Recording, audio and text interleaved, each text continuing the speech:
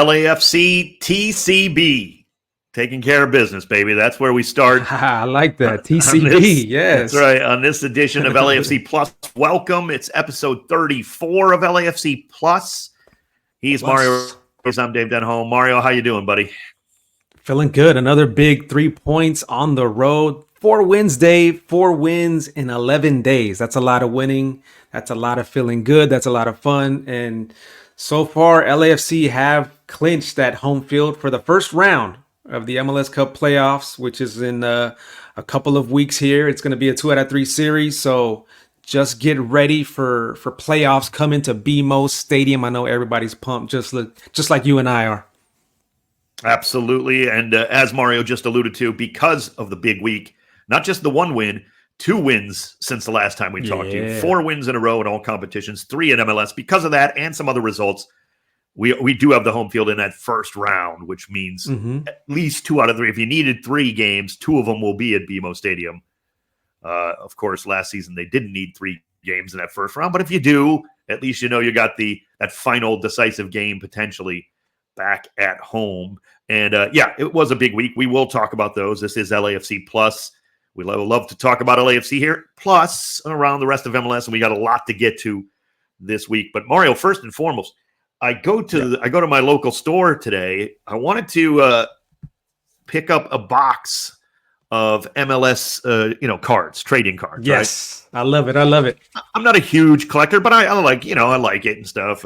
I've shown, and if you're on YouTube, you can see this, of course. If you're listening, sorry, but I've shown people the Stipe Buke 1 of 1 I got. So, that's right. You pulled that out of a pack. That? I remember that. Yep. Mm-hmm. Yeah, I got it in a blaster, which anybody who collects cards knows that's just like a $20 box at your local store. It's nothing. It's not like a hobby box or a big, expensive box. And you don't usually see 1 of 1s in there, but that was cool. So I thought, you know what? For the show, as we're recording today, I'm going to go buy a box of MLS cards, just a small little blaster thing, whatever. Like I said, $20 usually, something like that. A couple of packs in there. And Mario and I can, we'll open them, see who we get into MLS, talk it through. Well, they were out of MLS. They had a lot of some Premier League left, but that didn't interest me for this show. Doesn't really interest me much at all. So I was looking for MLS. They were sold out of those. So maybe some other time. We'll try to, open Let's up. do it. I'm going to be on the lookout too. But that's a good thing that they're sold out of MLS cards. People are looking for them. People are buying them. That's kind of a good thing there. Absolutely. And obviously the season is coming down to the wire here. People are getting more and more pumped about the playoffs. We will begin with LAFC's 2 more big wins. Not just 1, of course, since the last time we talked. We know the big one most recently was a nice win on the road in Kansas City, Kansas, with Sporting KC, looking for maybe a little revenge since they don't have much to play for. They're out of the playoff race, but after we beat them in the U.S. Open Cup final 10 days prior to that game, there was no revenge. It was an easy 3-0 win, comprehensive, big victory. And you go back to BMO and a nice win over St. Louis. It was 1-0. St. Louis City put up a fight. Denis Bouanga with a tremendous goal in that one. But those were 2 really classy performances, Mario, in my estimation. Really good victories. Yeah, that 1-0 win against Seattle at BMO Stadium. It's only 1 goal against St. Louis. My bad. I'm sorry. We always beat Seattle too, though. Don't worry about that. Poor Seattle. Take it easy on them, Dave. Either one. But that 1 goal, it seems like it's a little bit close as far as the score line. But how comfortable was that win? Not 1 shot on goal, and Hugo Lloris doesn't have to make a save in that match, but still Hugo Lloris finds his ways to impact those games. He's always talking, he's always yelling, shouting out instructions, sometimes helping out with the offense and sending long balls out there to Denis and Kike and whoever else is out there. But just a comfortable win, that St. Louis win at BMO Stadium. Yeah, it really was. And what I love is obviously 2 straight shutouts. That's nothing to sneeze at. That goes a long way when you're talking playoffs and trying to beat great teams. Look, in the playoffs, you're not playing Sporting Kansas City, obviously. You're not playing San Jose, which will wrap up with decision. You're not playing New England or Chicago. No offense to those teams, but there's a reason that the playoffs get tough, and you got to start winning with a lot of defense and opportunities capitalized on offensively. And that certainly is something that LAFC have success with. I mean, they take their chances. They play good defense, but it was good to see you're playing against a team that's not as good as you. Shut them out. Shut them down and shut them out. And that's what they've done the last couple games. And even against Cincinnati. That was the challenge, right? That was the challenge, Dave, with these last two games was trying to stay sharp, trying to stay focused when you're going up against two teams that are knocked out of playoff contention. They don't have much to play for. So you have to stay sharp because you know every game in MLS is going to be tough. Anybody can beat anybody in any given game. So they had to stay sharp, and they did it, which is a good sign. Absolutely. Totally agree with that. And one of the good signs, of course, David Martínez. And, we've been talking about him a little bit more as the season rolls on because he's getting more minutes, not a ton, but he's getting in there a couple of starts, certainly along the way. In his last 2 starts, he's got goals. In his last 3 out of 5 MLS appearances, he's had goals. The kid is he's unbelievable. Yeah, the karate kick type of celebration. We're going to be seeing more of that. He's now got 4 goals. 4 goals and an assist, Mario, in 363 minutes this season in MLS. Yeah. He's showing a lot of confidence, right? Just when he has the ball at his feet, the things that he tries, right? Sometimes you have all this talent, but you don't have that confidence, right? Especially that young. But when he has that ball at his feet, he plays in such a fun style. And how do you have all that fun? Because you have confidence. So I'm loving what I'm seeing out of David, and the coaching staff is loving it as well. Yeah, couldn't agree more. He also had a goal, of course, in the U.S. Open Cup and a win against New Mexico. So 5 goals on the season in limited minutes. I mean, that's basically an MLS 4 goals and an assist in what is 4 full matches, 490 minutes, essentially 363 minutes. I mean, that is a great pace. Especially, people talk about that sometimes, like coming off the bench and you score a goal. Well, it changes how, of course you're going to get more goals per 90 minutes when you're a sub a lot. Right. And because when you do score, you're only playing 15, 20 minutes, whatever. But to be perfectly honest, that's hard to do, is coming off the bench and providing stuff. He's been great as a starter, even in limited minutes as a starter. He scores against Cincinnati. They take him off at halftime. That seemed like a plan. You know what I mean? Like he was going to play half the game. But that's hard to do in limited time, over a season. Some of it was injury earlier in the year, but the talent just oozes out that it just can't be stopped. I mean, that's the bottom line. Yeah. And he was talking about that. He was talking about just that, about having the confidence within himself because the coaching staff is giving him more minutes and they're having more confidence in him. And he was talking about just exactly this after the win in KC. Bueno, creo que no hay apuros, todo a su debido tiempo. Creo que cada oportunidad que tenga la voy a aprovechar al máximo y darle lo mejor de mí, pero tampoco me voy a tomar las cosas con calma y claro, tenemos una plantilla que tiene excelentes jugadores y así que cada vez que me toque voy a tratar de hacerlo mejor para que cada vez me dé más oportunidades. Now, I know you got all that, Dave, because you speak perfect Spanish, but let me just translate that for everybody else. He said there's no rush in everything, and everything has its own time. So every opportunity I get, we're going to take advantage of it to the maximum, and I got to give it my best, but I got to be calm about it. We have a roster that has excellent players, so every time it's my turn, I'm going to do my best so they keep on giving me these opportunities. That's what he had to say there. And Dave, that's what he's doing. That's what he's doing. He's showing up, he's showing out, and he's getting more opportunities, which we all have been waiting for and we all wanted. And look at it. He's in the starting 11 in a couple of these latest matches and just fitting right in. You have all these stars, Giroud, Hugo Ruiz, and you have, Boanga. You have all these stars. And then all of a sudden you have the 18-year-old right there in the middle. He's right there. And look he has this like smirk on his face right here in this picture right here, Dave. And that's what I'm saying. It's like he has that swag about him. You don't have that sideways smile like that smirk if you're not feeling good about yourself. So David, keep it going. I love it. I got to tell you, how you forget on the pitch too. You can have swag when you got hair like that. That I am so jealous, man. That is tremendous hair from David Martínez too. Like it's the whole package, right? But Dave, if you grow out your hair, you might have hair like that too, because you got a lot of curls in your hair. I'm not gonna lie, I used to back in my youth. I'm too old now. I can see it. Yeah, I can see it. I did have from pretty good hair back in the day, no question. You can appreciate David for his hair. Yeah. Oh, man. He's got some great hair, 18 years old, all the talent in the world. Yeah. Love to see it. Saying the right things, too. As you just said, the way he talks, what he just, brought forth in that post-game press conference, saying all the right things. Because, he's hot. And, sometimes you got to ride the hot hand, too. And if that means maybe a guy like Kike Oliveira is now playing a little bit more wing back, or in the midfield coming up, if you want to consider it a 3-4-3 rather than a 5 in the back, So he's playing a little bit of a different position, not because Kike doesn't deserve time, but you can't keep David off the pitch. That's what the dilemma, quote unquote, becomes. And I'll tell you what, though, Mario, I got to play this. Congratulations. First goal for LAFC for that win, the 3-0 win over Sporting Kansas City, came from a pretty unlikely source, Aaron Long. Segura on the ground into the area, settling there, shot back post and in! It's Aaron Long! Oh, what a finish from the defender, Aaron Long! It's 3-0!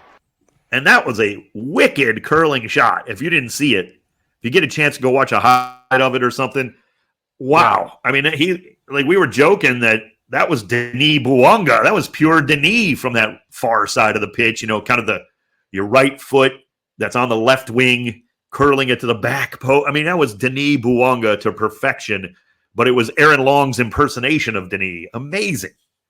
Yeah. Aaron Long just killing it with that one right there. The way he just stepped on the ball, he looked up, he saw nobody was going to, press on him. Nobody was closing the gap, so he just rolled it a little bit ahead of himself and just hit it and put it on the frame just like what he wanted to do. And here's a little bit of Aaron Long talking about that after the match as well. The goal was great. Yeah, a little vintage Carlos Vela, maybe a little Mati Bogusz, I don't know. But I've been catching a lot of flack in the locker room for a couple months now for not scoring. So hopefully that'll stop. Although the last 20 minutes haven't seemed like it's going to stop anytime soon. But yeah, it was a good goal. Eddie Segura plays a great ball into the middle there to me. My first thought was to take a touch and try to find Denis or Olivier in the box. But when I took a peek at the goal, I didn't see any defenders coming to me, so thought I'd give it a go. Dave, he's been killing it all season long on that back line, and that goal was sweet and all. We're all talking about that right now, but the job he's done all season long on that back line, and I'm honestly surprised that he hasn't got another call up to the U.S. men's national team, but I'm kind of selfishly kind of happy about that because we get to keep him here during this international break. But I mean, Pochettino's got to be looking at Aaron Long because he's just been killing it all season long, holding it down for LAFC in that back line. Yeah, he really has done a tremendous job, and he can, contribute, set pieces, headers, stuff, obviously. But he does have a bit of a touch there, and we saw it right there. Nobody should be complaining about Aaron Long, jokingly, of course, not scoring goals. He clearly put that to rest, no doubt about it. But I will say this too: Sporting Kansas City, wow, quite slow at times defensively. Not just speed of play, but reaction time too. Like just.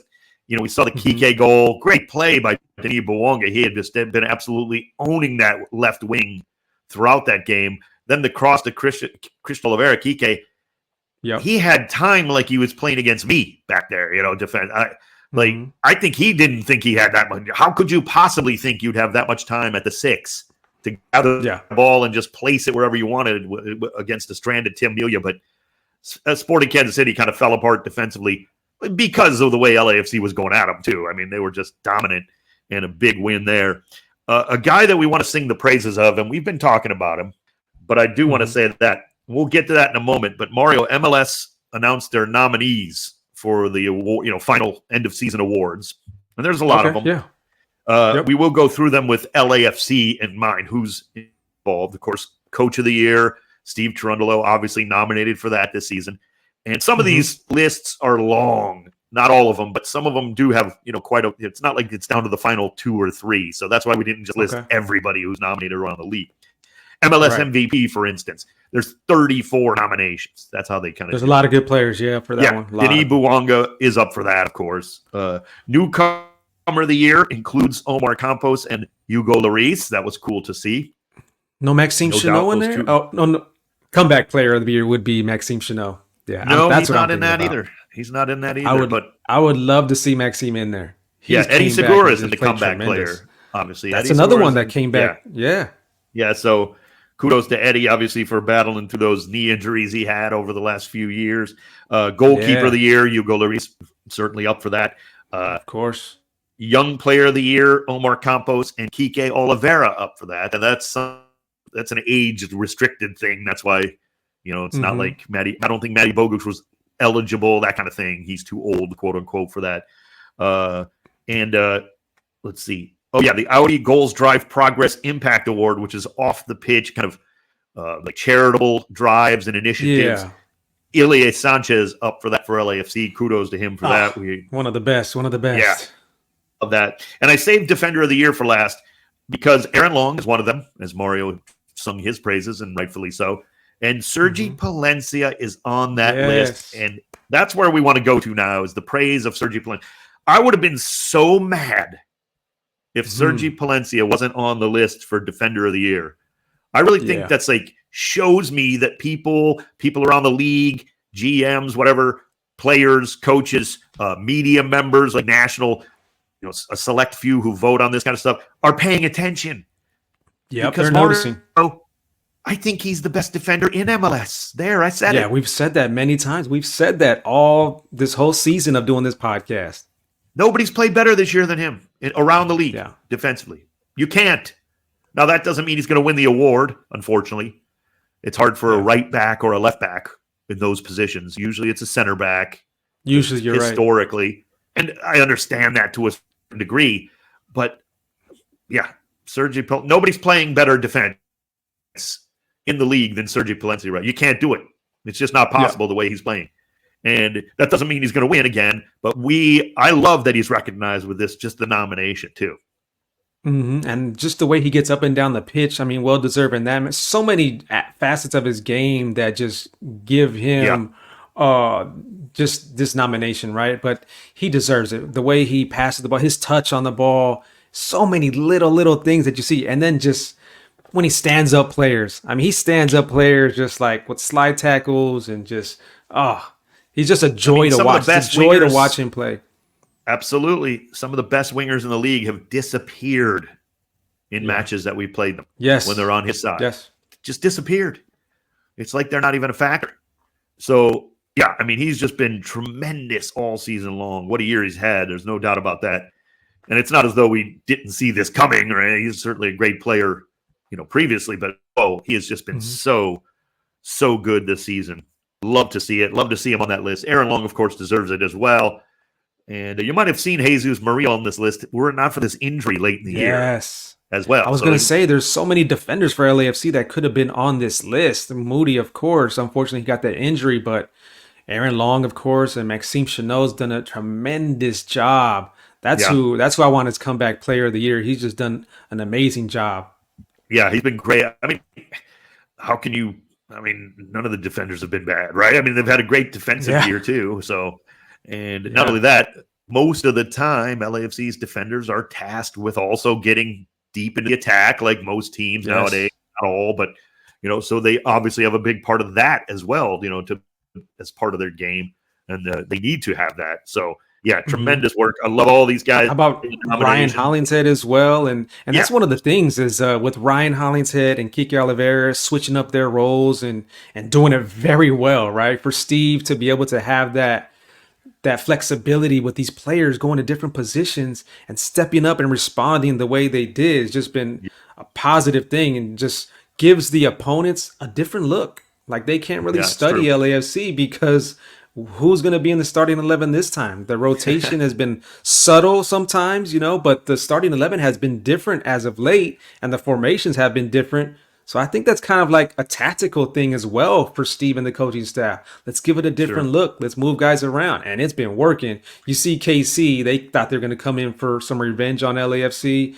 And you see that starting 11 and they had nothing to give against LAFC. So it's working. Yeah, I mean, I like what you're saying because let's be honest. There was a moment there where we started to think that maybe teams are figuring out LAFC formationally. What's the best way to, attack that? and approach playing against LAFC, especially defensively.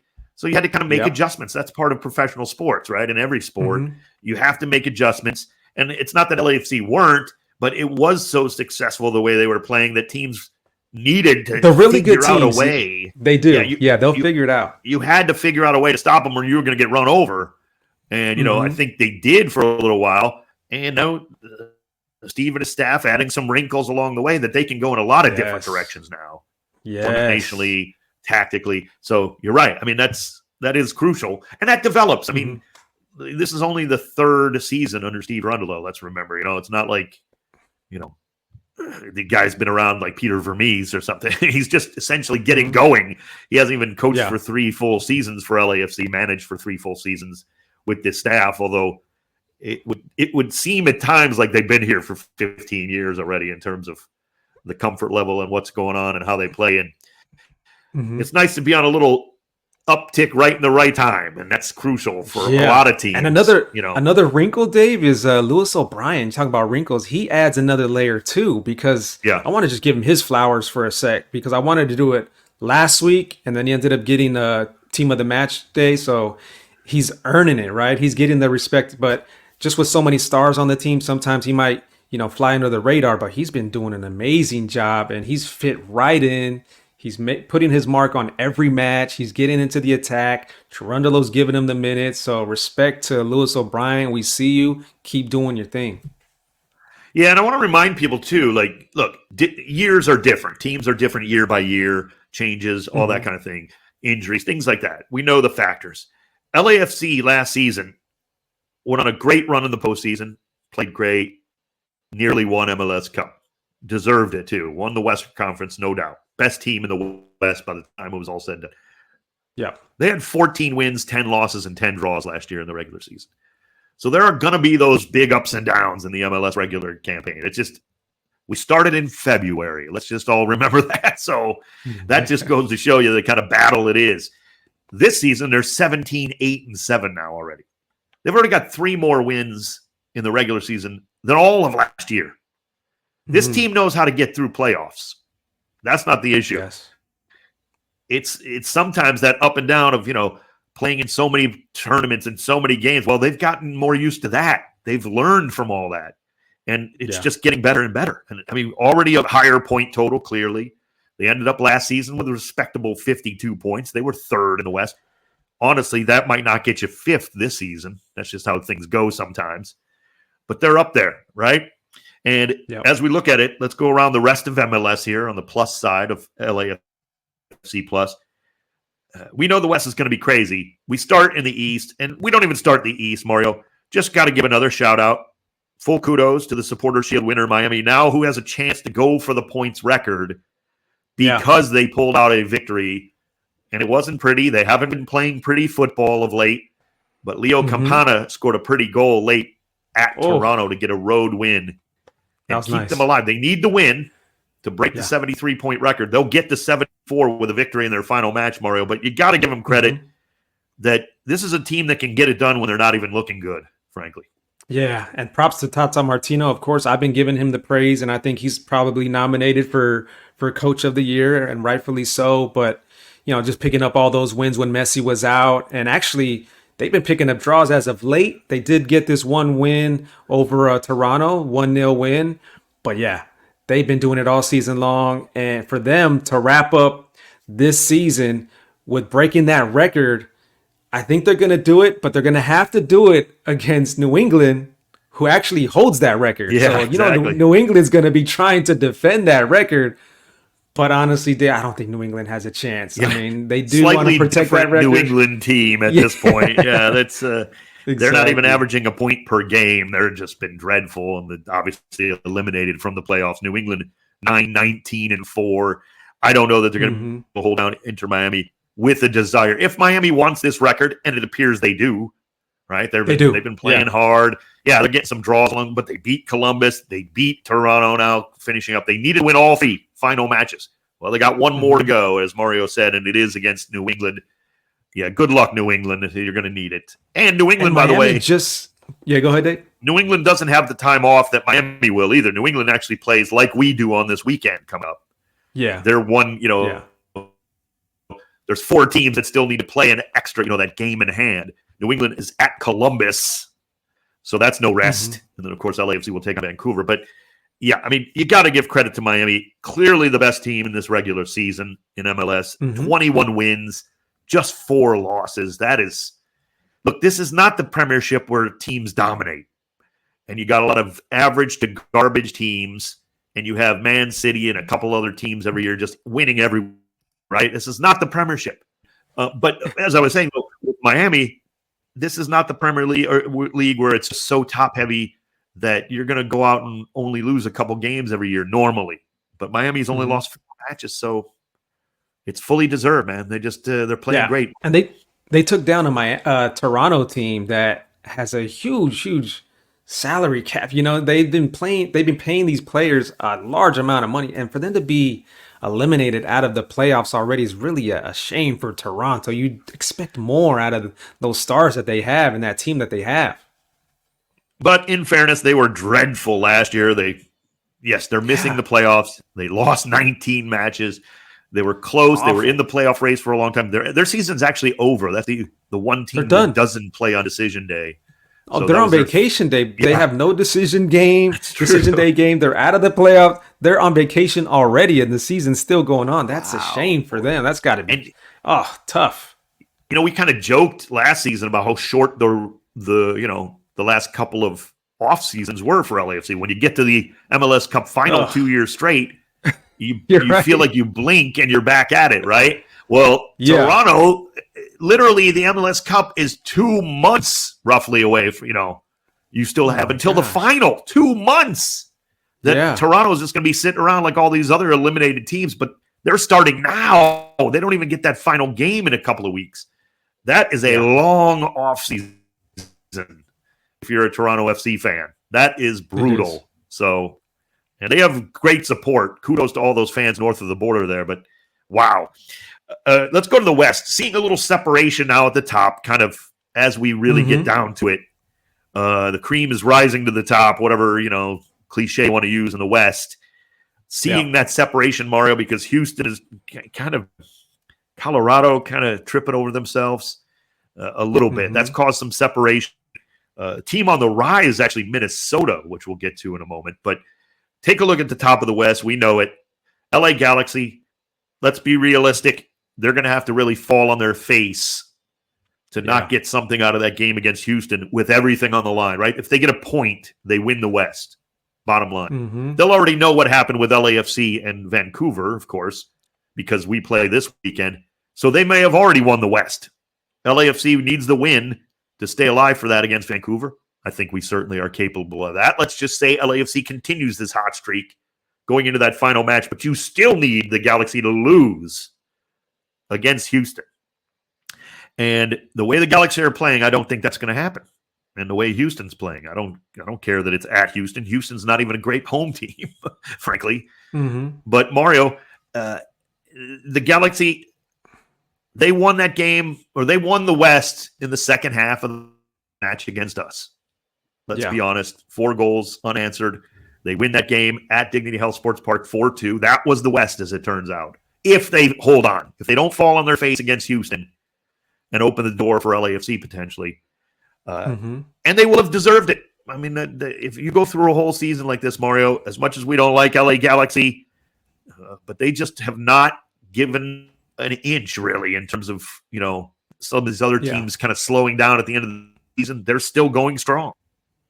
Dave, I mean, we can give them all the flowers and they deserve it, right? Respects to the Galaxy having a tremendous season, but I'm not just quite ready to give them the top spot in the West yet, because I mean, they have a very, very tough matchup on the road against a very tough Houston team. And really, I think it's up to LAFC in this coming match on Sunday in Vancouver. Yeah, true. If LAFC get the 3 points in Vancouver this Sunday, and then you leave it up to decision day, and LAFC is at home against San Jose, who's in last place. I like that matchup for LAFC. It's a favorable matchup at BMO Stadium in front of your own home fans. And with the Galaxy on the road, I think I think it's up in the air, Dave, but it's up to LAFC for this Sunday to take care of business, just like you titled this podcast. What do you call it? What do you call it here? T.C.B, baby. Taking care of business. Absolutely. Yeah. And look, I know that's the case. LA, this is not the fault of LAFC down the stretch. We're doing everything we can, right? What I'm saying is I don't know if I trust Houston at home to help us out. That's my problem, the way that's going, because the separation is starting to show. Seattle still climbing, Like Seattle has really turned around their season after a rough start. But these top 4 teams in the West deserve to be there. They are the 4 best teams. There's no doubt about that. And I also see Minnesota, Mario. I see them rising a little bit. I mean, this is a tricky little team that could end up being LAFC's first opponent potentially in the opening round. If the playoffs were to start today, the dreaded if the playoffs were to start today cliche, it would be Minnesota United taking on LAFC. I have no problem playing anyone with home field advantage. I don't really have a problem. I'm not scared of anybody playing anyone in MLS with LAFC. But this is a team that's definitely on the rise. Eric Ramsey had a bit of a rough patch, as teams do in MLS. We know throughout, Goodsart, rough patch. Now they're finishing super strong. I mean, this is a very good team. It is a very good team, Dave. They are on the rise. They're playing very well as of late. But I think if they were to play against LAFC, we're not sure yet, but if they were, a 2 out of 3 series is definitely favorable if you have that home field advantage. So I think that is big for LAFC to already have that locked up. 2 out of 3 games at home. Maybe you don't pick up that win on the road, but to have those 2 games at home is huge in the playoffs for LAFC. Yeah, I don't disagree. And hey, Minnesota may end up finishing 5th man, when this is all said and done. I mean, they could still finish that high. They do finish up with St. Louis at home, so not the brutal matchup there for decision day if they're going to come in flying. And they've won 4 out of 6, 4-1-1 in their last 6 in MLS. So again, they're finishing strong. They may not finish in 7th place. That is the bottom line there. So we'll see what happens. You do have Colorado a point ahead of them. Houston in 5th is 2 points ahead of Minnesota. Vancouver is now has fallen to 8th with 47 points. They cannot overtake Colorado no matter what happens because of the win tiebreaker. So if somehow Minnesota or Vancouver were to go up in the standings, the farthest up they get technically was 6th, or I beg your pardon, 7th. So they can't go any higher than that. I'm totally mistaken. Vancouver still plays us, and I'm already giving us the victory in that one. Sorry. That's why it's a tough matchup. It's a tough matchup on Sunday because Vancouver is jockeying for playoff position. Yeah, they could get up as high as 5th with 2 games left. Absolutely. Yeah, they have teams a couple of points above them, a couple of points below them. So results in these last 2 matches for them are huge. So it's tough for LAFC to go into Vancouver this Sunday. That's why I'm saying this is a big game here for LAFC. No, you're right. It's a team, though, that's only 500 at home, Vancouver. That's very surprising on that turf. Yeah, place. That is. They have good fans. It's a good, good atmosphere. 6-4 at home. It's been a little too up and down. But let's hope that continues, mind you. Let's hope LAFC can get that done. But yeah, I completely forgot they're one of the teams with that game in hand that everybody's been talking about for the last 3 months. And this is where it all comes down to this weekend when most teams are off in the international break. Certainly that will affect who's players that are available. Probably will affect LAFC more. We haven't, as we do this show, we haven't really heard the official word on all the players who probably will have more of an effect on LAFC than Vancouver, although again, we can't officially say that yet. But so no easy task. You're right about that. And LAFC are just 2 points ahead of Seattle and RSL. Only 2 points. LAFC have 58, Seattle and RSL both on 56 points. So it's a good chance for LAFC to get a little bit more of that separation that we're talking about and also close that gap on the Galaxy. No doubt. And, a team who's closed the book on their season and a chapter of their history is Austin FC. Mario, they finish out of the playoffs. They will not make it. Right now, they're 10-14-9 going into their final game. 10th in the West. They cannot get a playoff spot on 39 points. And Josh Wolf is out as manager. He was their first manager, of course, in the history of the club, just around for a few seasons. Austin started tremendously. We've seen some of that happen obviously with some expansion teams, but then they kind of hit the skids. Yeah, he had a maybe good start. He had a lot. good run for a while there. You're right. Yeah, and it's not a bad team. They're not horrific. The fans are just not. They're just not going to put up with that, though. They've only scored 36 goals. Driussi's not had the season you would expect out of a guy making that kind of money. Driussi's one of the highest paid players in the league. Certainly talented, but Sebastian Driussi has not performed at the level of his pay. Frankly, we hate to say that, but in a salary cap league, that does matter. I know DBs get paid at a certain level and it won't crush your cap, but what I'm saying is when you spend that much money on a player, it's not just about, it doesn't affect the cap that much because of designated player rules. Your owners still have to spend that kind of money. And Austin, to their credit, went out and got a guy like that. You better have him in the MVP playoff or MVP race every year when you're paying somebody like that. And because that's a good fan base out there. And that's a great area to have a soccer team right there in downtown. The stadium is awesome. The fan base is there. And the supporters are great. They have a great stadium presentation there. They have a lot of fun in there. So they got to get that team back up towards the top of the West and start winning again. But talking about fan bases, St. Louis has a great fan base as well, and their season is over. But that win over Houston, a 3-0 win to close out their season at home. I mean, you would have thought it was a playoff game the way that stadium was rocking, and they pick up a 3-0 just win over Houston and just run them off the field. It's pretty impressive. Yeah, you got to be concerned if you're a Houston Dynamo fan right now too. Just kind of coming down the wire like that when you were in the thick of it. I mean, the Dynamo, they could have ended up in second, if they would have finished stronger than this. They're kind of fading, and as I mentioned, not a particularly strong team at home. They've only lost 3 at home, but they've drawn 7 and only won 6. When you look at the top 4 in the conference, you're talking about teams that are 2, 3, 4 wins or more higher than that at home, and that's when you're Houston, Mario, we know weather, humidity, you got to take advantage of that. I mean, that's got to be like, okay, we might struggle a little on the road, but at home, look out. And they have done that in the past. Just one of those weird years where they actually have more wins on the road than they do in their own stadium. It's been tough, no doubt. And that was a impressive win for St. Louis, with theoretically nothing to play for, but pride. And boy, they were very prideful in that one because they took it Houston. So look, it comes down to this. We will certainly dig even deeper into Decision Day next week on the show. But for LAFC, this is a massive game coming up on the weekend at Vancouver Sunday, pregame 4 p.m. on ESPN LA. Earlier kind of match because obviously it's the only game in town that day in MLS. Earlier, on Saturday, it'll be Columbus, New England with their game in hand, if you will. But those are the only 4 teams in action. And I got to tell you, Mario, I'm not afraid of going to Vancouver, but, LAFC, the way they're playing, Vancouver better be careful because and you know what, Dave? I kind of like that we are playing on this international break just to keep the rhythm going because you are on a good streak, you're in good form, you're good rhythm. So to kind of break that up and have an international break, I don't know if that would have been good. Of course, rest is always welcome. The coaches, the players are always going to say we always welcome the rest. Of course, especially on the run that LAFC have been on with all these games, making it to all these finals and stuff. So it's been a lot of games, but to have this game here on Sunday, you get more than a week off of training and getting ready for this game.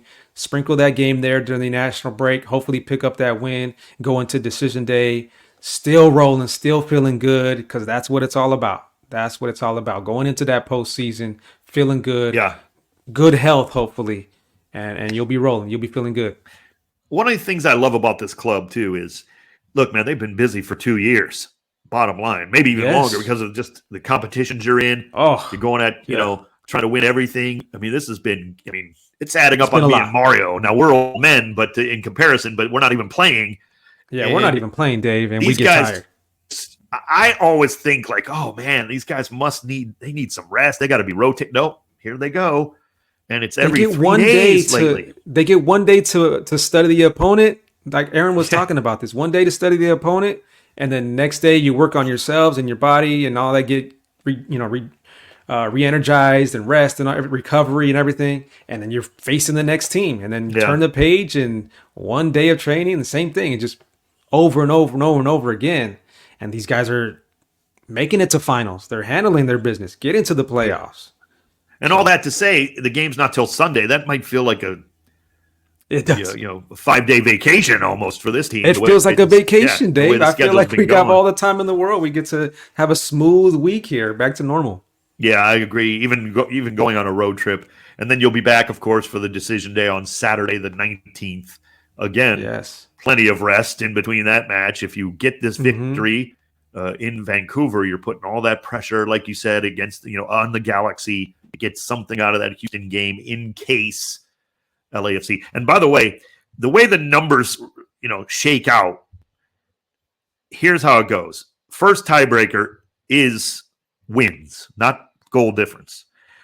But if LAFC were to get even with the Galaxy on points, if it ended up that the Galaxy lose their final game and we win our last two, exact same record. So the wins tiebreaker doesn't matter. You go to the next tiebreaker, which is goal difference. Now here's where it gets interesting. LAFC are plus 17. The Galaxy are a plus 20. We must presume the Galaxy have lost to Houston. They have to lose, right? That means it's at least a -1. Could be worse. But if it's -1, let's say it's a 1-0, 2-1 Houston win. That puts the Galaxy at plus 19. LAFC must win their final two games. That's at least plus 2, right? We have to win 1-0, 1-0, 2-1. That's plus 19. I'm trying to wrap my head around this. I'm following. What is the third tiebreaker? I think the third tiebreaker is like goals scored, in which case the Galaxy right now are way ahead of us in that. So LAFC need to come out, and you might be down to a decision day, Mario, where you're winning against San Jose. You might need a goal. Yeah, you might need another goal, or you need Houston, who's already winning maybe, to get another goal even late. It's going to be fascinating coming out. Yeah. Let's hope that's the case. But we got to get our business done on Sunday. No doubt about that. Did you relay this to Steve? We got to relay all this info to Steve. Oh, I got a feeling he already knows all of those things. Yes, I'm pretty sure more than I do. I butchered that up. I'm sure he could tell you it exactly, like perfectly at this point. They're studied all the, but they study it only in the sense that they got to beat Vancouver. They know that. That's all that really matters at this point. No letting up. Even if you're winning, keep scoring goals. We need them. Yeah, I wouldn't worry about that as much based on where we're at, and we can speculate because we can look ahead. We're just, of course, this is what we do. We have a microphone. This is what we do. I don't care if they win 1-0 or whatever. Just win against Vancouver because even one, you're going to get a goal difference of +1 if you win at minimum. So I don't think you have to look to be winning 4-0 against Vancouver yet. Maybe you have to leave that for the last game. You know what I'm saying? You got to go on the road and get your win just to stay alive for that number one spot. Let's do that first and foremost. That's all that matters at this point. But wow, this could be insanity on that final day. Let's hope. It always is. It always is, Dave. You know that. You're right about that, brother. Oh, once again, great show. This is LAFC Plus. Hey, just a little bit of housekeeping. If on YouTube, hit the like button, that thumbs up. Give us the thumbs up. Leave a comment. Just say listening. If you're on your other podcatchers, please subscribe, rate, review us. Give us the 5 stars. Give us your love. We appreciate all that. Of course, you can find us on the LAFC YouTube channel if you haven't checked that out. If you want to watch the show, sometimes we have, the graphics and things like that. We do other bits maybe sometimes that are a little more conducive. But thank you so much for listening, watching, whatever you're doing. Mario, great as always, buddy. Yeah, we'll talk to you guys Sunday 4 p.m. on ESPN LA, LAFC versus Vancouver. Let's go, baby. Let's go black and gold.